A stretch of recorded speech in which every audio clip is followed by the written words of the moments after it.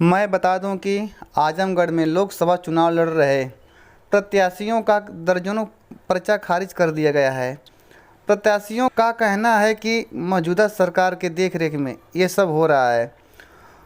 प्रत्याशियों का कहना है कि जब हम लोग पर्चा भर रहे थे अच्छे से देख कर जमा किया गया था और जो थोड़ी गलतियां थी अधिकारियों ने भरवा दिया था, पर बिना बताए हमारा पर्चा खारिज कर दिया गया है।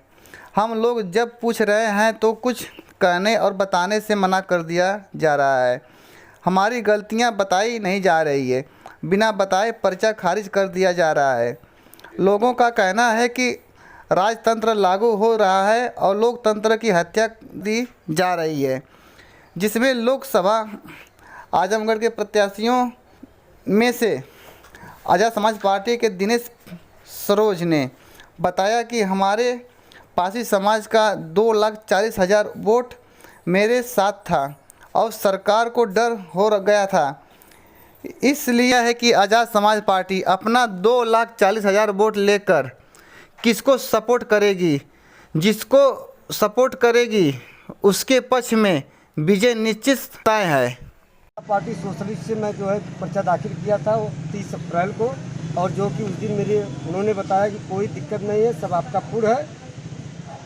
तो आज क्या हो गया? आज उन्होंने सीधा बोला कि आपका खारिज कर दिया जा रहा है, और जब उनसे जवाब मांगने पे डीएम साहब पे तो उन्हें कोई बात सुनवाई नहीं, न लिखित दे रहे हैं। भारतीय जनता पार्टी के दबाव में यह जो है डीएम यहाँ का बिक चुका है, इसलिए जो है हम लोग का पर्चा खारिज कर दिया गया।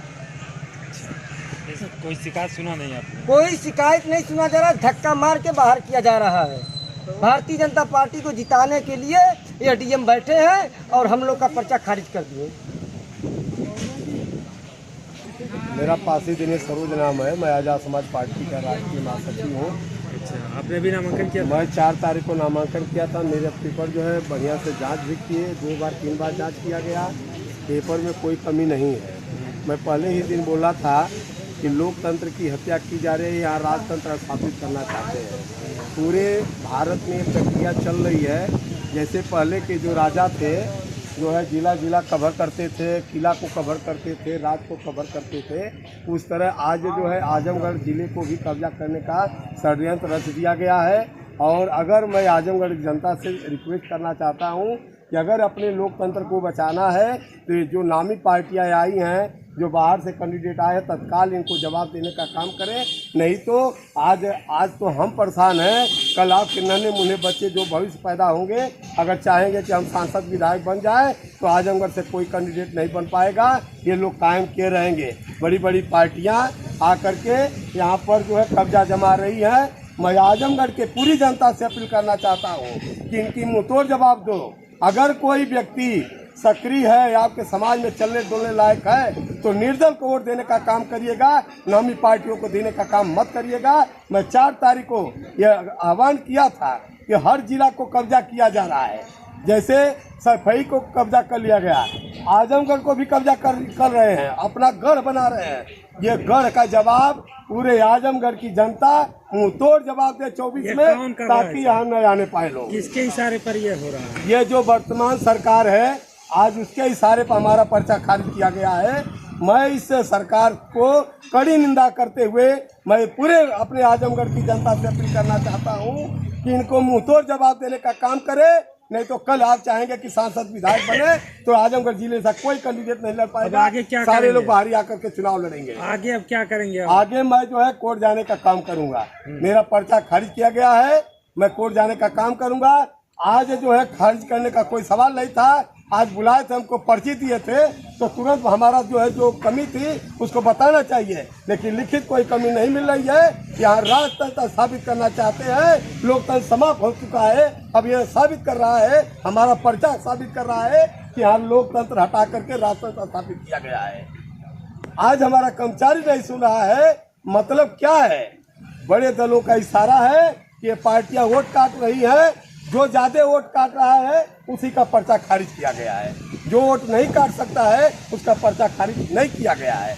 और बाहर से आए लोगों को मैं आजमगढ़ के जनता से यही कहना चाहता हूँ कि अगर आप लोग जवाब नहीं देंगे तो आजमगढ़ से कोई नेता नहीं पैदा होगा।